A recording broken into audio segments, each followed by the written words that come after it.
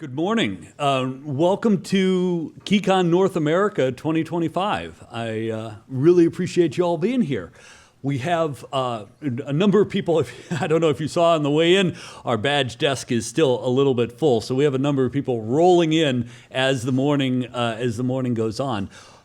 My name is Seth. I'm one of the organizers for the conference, and we are back in North America for the first time in 6 years. So, which is fantastic. So I hope that you really enjoy this conference, that you get a lot of useful information out of this. I wanted to thank particularly the staff at the Qualcomm Institute here. They have a fantastic space, and they've done a lot of work to really help this event be successful and be as comfortable and enjoyable as it is. So, in addition, the University of California, San Diego, and particularly Karcher Morris. Karcher, if you can wait, there he is. So he has helped us locally on the ground get all of this together, and we have a number of UCSD students doing volunteer work around here with us to help this event come off smoothly. During the day today, we're going to have 2 breaks. You can find the schedule on the Pre-Talks website. This is linked off of the KiCon website, so kicon.kicad.org, and you can find the schedule off there. We are generally following a 2-2-2-2 format, so we'll have 2 talks this morning, and we'll take a quick coffee break. We'll have 2 talks late morning, break for lunch, 2 talks in the afternoon, break, 2 talks until we finish. So we'll be doing that today and tomorrow, and then we'll have lunch out here in the courtyard. And tonight we'll also have a reception from 5 to 8, which will include some dinner. So we'll get a chance to chat with speakers who you heard today, talk about interesting things that are interesting to you, talk about KiCad if that's interesting to you. It's interesting to me. So feel free to pigeonhole myself. Wayne, I see Mark Roscoe here as well. I think Graham is floating around. Oh, there he is. And so there are a number of KiCad developers floating around. Feel free to grab us, ask us questions. I wanted to talk real quickly about why this event and KiCad in more broadly is important. And so to sum it up, I'll put it this way. KiCad is the sole inheritor of a massive oversight. And that is that we are focused on one audience only. We are focused on the people who are using KiCad every day to get their jobs done. And this is shown in our choices in how we build the software, how we interact with our community, and how we choose to create a larger system that fosters the growth around the world of new engineers who are going to be the ones who are building the innovations that we look for to make our lives better, the innovations we look for to solve problems, the innovations that are going to be the ones that we rely on to make our system, our world better. And that can't happen without a focus on the experience of using that software, using that creative tool that all of us contribute to. We contribute to it by building the code, by writing the documentation, by doing the bits and pieces, doing the translations, doing the artwork, designing the UI that go into how it's used. But this is a half job. And the other half is the people who use KiCad every day. That's you, that's the engineers, that's the designers, that's the makers, that's the students, those are the people who are going to make KiCad actually useful, make it a tool that can build something out of nothing. You are creating actual art. And one thing that KiCad does better than any other tool out there is we engage with our community. And we engage with our community through KiCon, we engage with our community through the issue tracker. If you're not on the issue tracker, you should definitely be on the issue tracker, because it's a great way to talk to the rest of the community and design KiCad for the future, because what happens in building KiCad comes out of the professional engineers and the professional designers who go out and say, this is something that I need to do my job better. And that interaction allows us to go out and build that for you, to create that system that allows you to do your job. So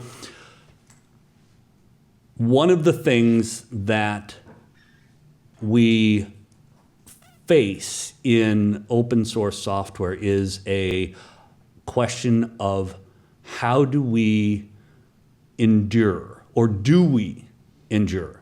And so this question is not usually asked of commercial software, because there's a commercial motive there. So the assumption becomes that this commercial motive is going to drive you forward to endure.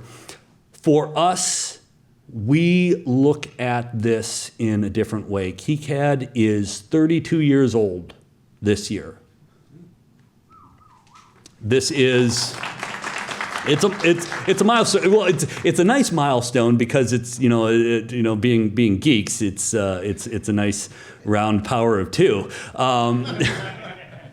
So we celebrate this milestone. KiCad has existed for decades, and we are going to continue to exist going into the future. But what that mean that might be in a different form, and the confidence that we can give in how KiCad exists allows businesses to plan around KiCad, allows businesses to create their work around KiCad, because they can look at it with confidence and say, this tool is not only going to exist going into the future, but it's going to have the same purpose going into the future. It's not going to suddenly change to a subscription model,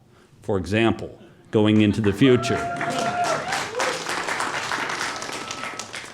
So I bring up endurance because some of you may or may not know, but right now we're in the middle of kind of this season where we're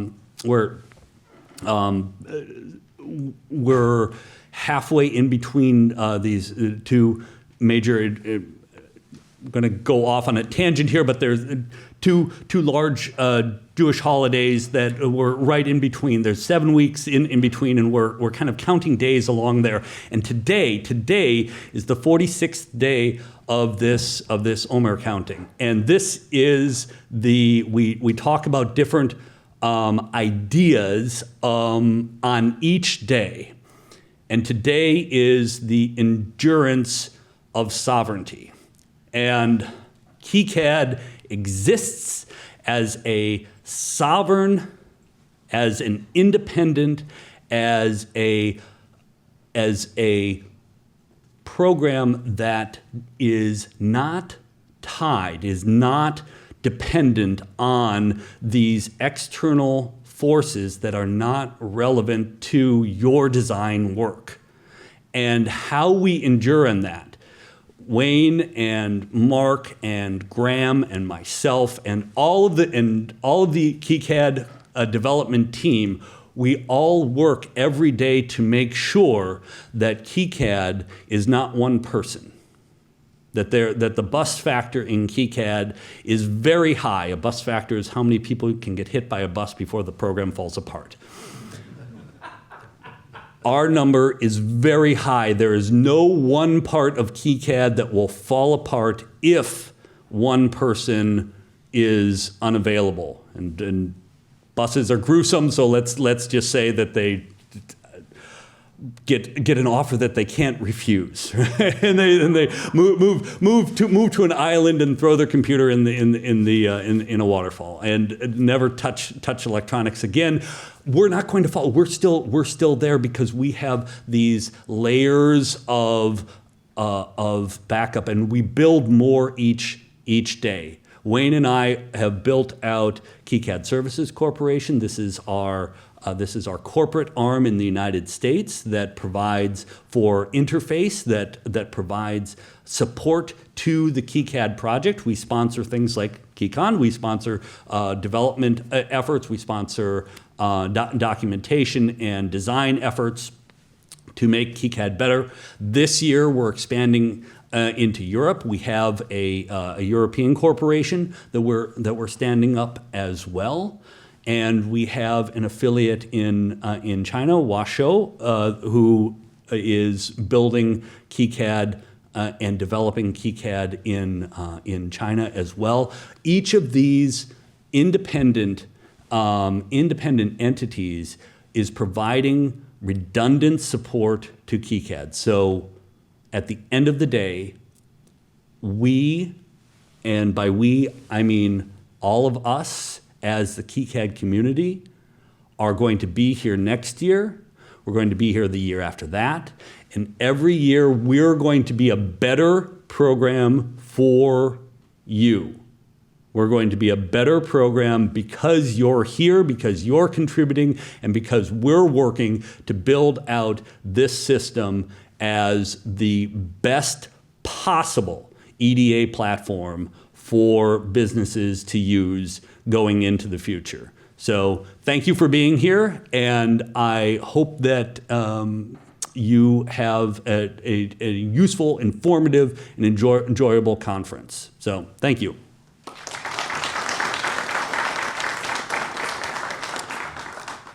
Oh, I almost forgot, housekeeping.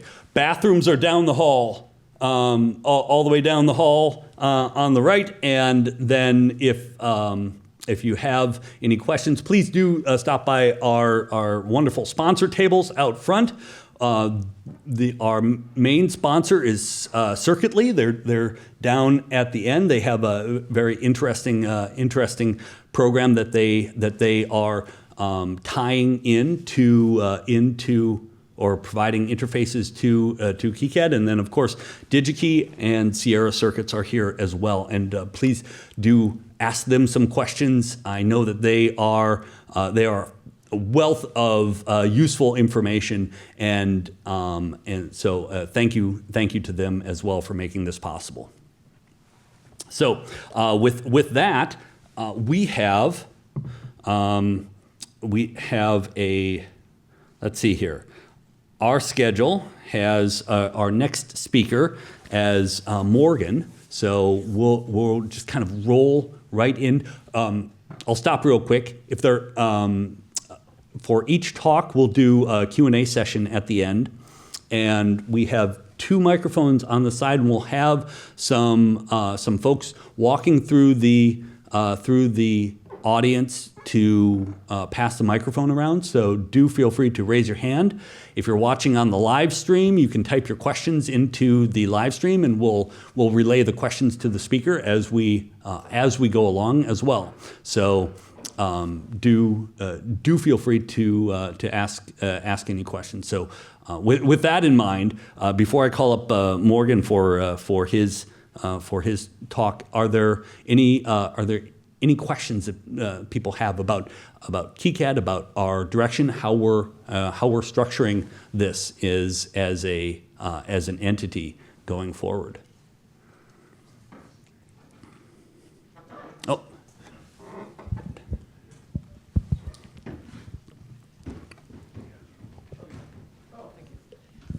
So how do you plan on scaling KiCad Services Corp? Like, how many engineers do you plan to bring in, and like how does that scale up past, I think, the handful of people who I think are working there now? Yeah.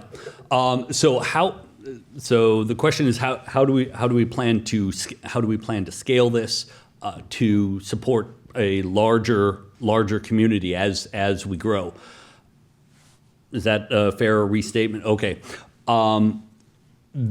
Right now, we're in the process of hiring people to build out that support in the United States.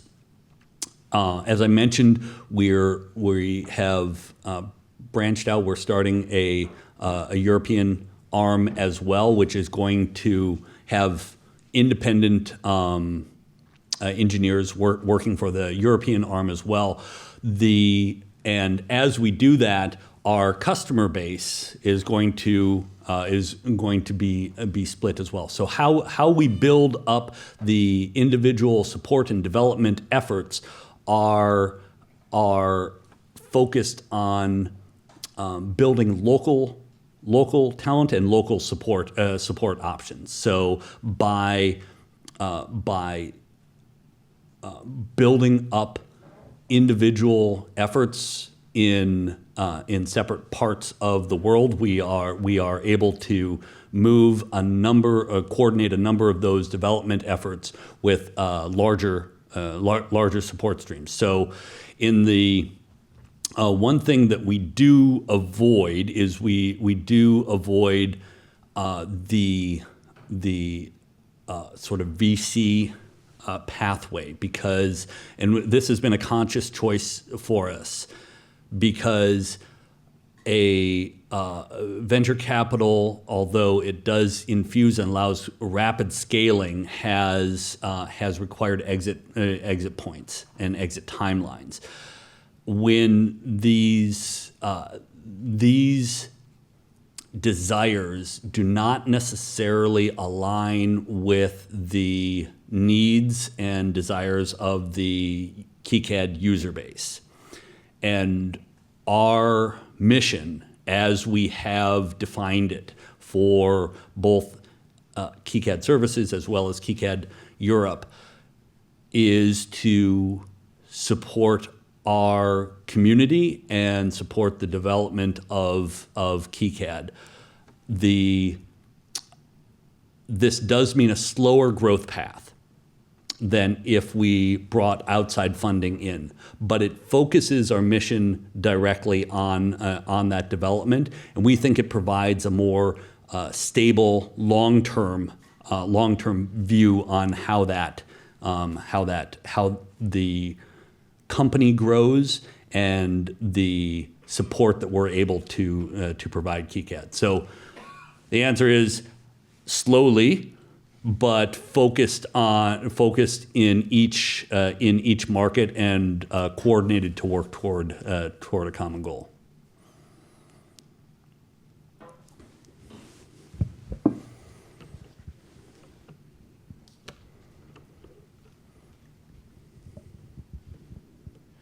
You mentioned that you're organized in order to survive. So what is the legal structure behind KiCad? Is it, I mean, in the U.S. it might be a nonprofit organization. I mean, how is it organized so that it can survive even if it were under attack? Surely you're not prescient here. So the way that we have organized ourselves as independent entities in multiple jurisdictions provides us with a number of overlapping magisteria, we'll say. So our European arm is organized under EU law. KiCad Services in the United States is a California public benefit corporation, and this with a direct mission to support the KiCad community. As we spin off support for European customers, KiCad Services is looking to reorganize itself as a not-for-profit. At the moment, we are the California Public Benefit Corporation status does not confer a tax differential, so people can't deduct their donations to KiCad directly because they either go to the Linux Foundation, which manages our trademarks, the KiCad trademarks, or to an account that's managed by KiCad Services, and neither of these are 501c3 organizations. By reorganizing under a 501c3 status, this would allow United States taxpayers to deduct donations to the KiCad project. So once we have moved the international operations out of our purview, then we have an easier method of approaching that. So from a legal standpoint, existing in multiple jurisdictions provides fallback development options when we may, if there are legal, I don't want to say legal attacks, but if someone decides, our code base is open, so it's very easy for someone to look at it and see if there's anything that we have done improperly. And so we're very fastidious about making sure that our development process is open and above board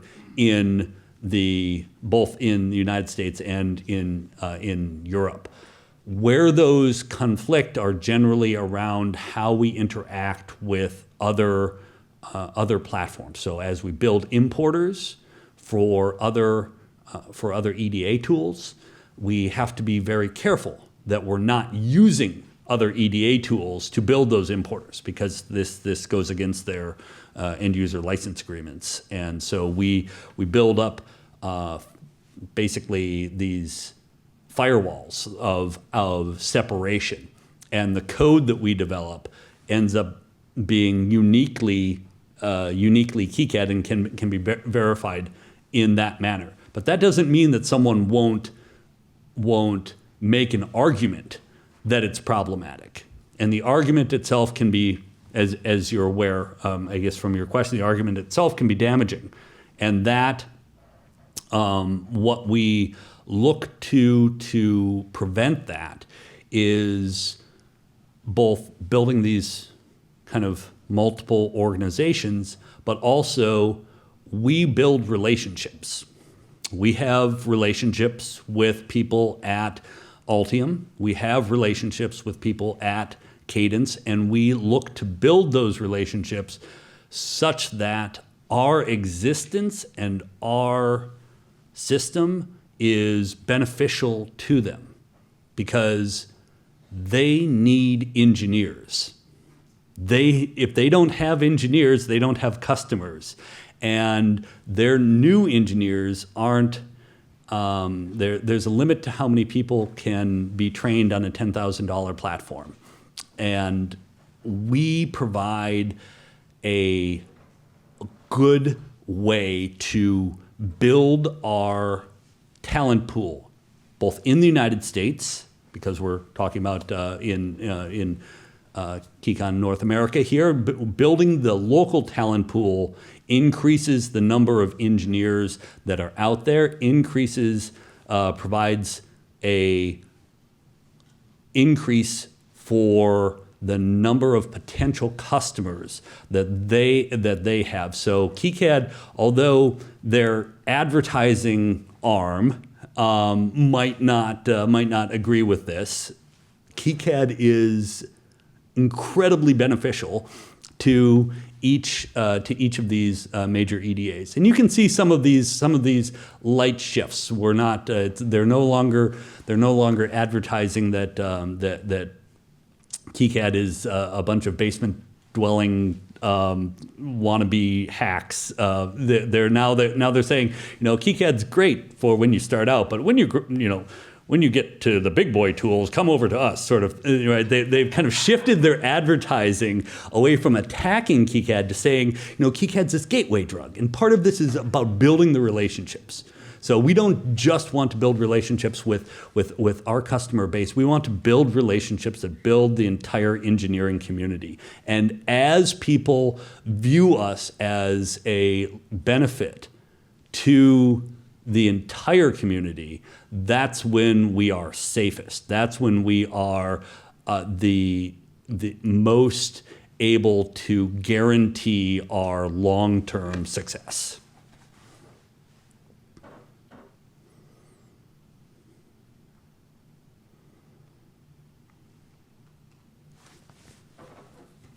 Are you doing anything to...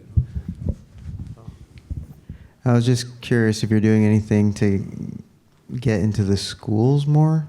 Maybe you're already doing it. I don't know. The question is, are we doing more to get KiCad into schools, into educational institutions? So one of our projects this year is developing curricula at the university level. So if you are watching the stream, if you are teach a class on electrical engineering, on circuit design, on a class where you need to use EDA software, we're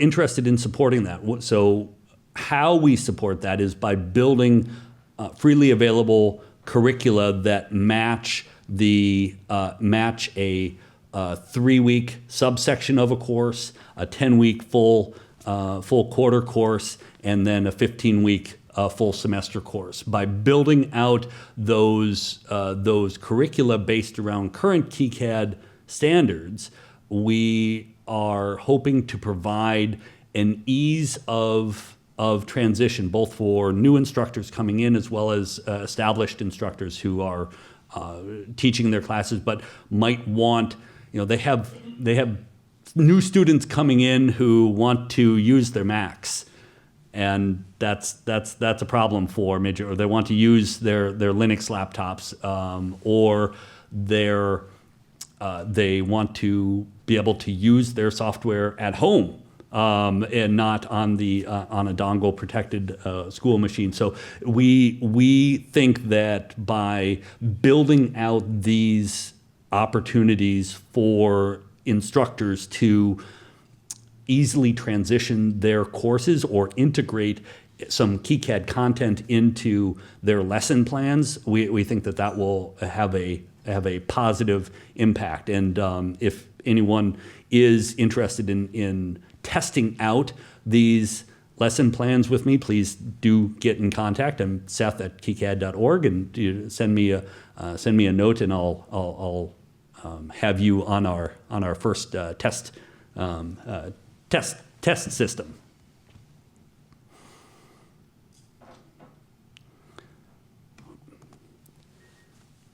Okay, so lastly, so this is these are our KiCons around the world. I mentioned that this is the first KiCon in the United States in quite a while. That's because the United States is a really hard place to run conferences. Which doesn't mean that it's not worth it. It just means that we need to put a little extra effort in. So these are KiCon Europe and KiCon Asia.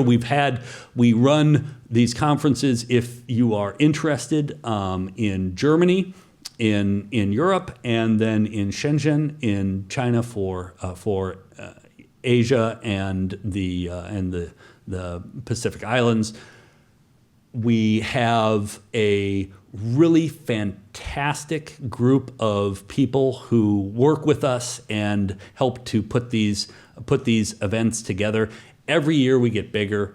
Every year we get more interest and more interaction, and I think that you'll see why as you experience this conference this week. And I hope that you'll spread the word. And if you're interested in any international conferences, the content is all local. So as we go around the world, the content and the concerns are very highly localized, and it is fascinating to see how people are using KiCad to solve their the problems and the opportunities that are presented in local environments around the world.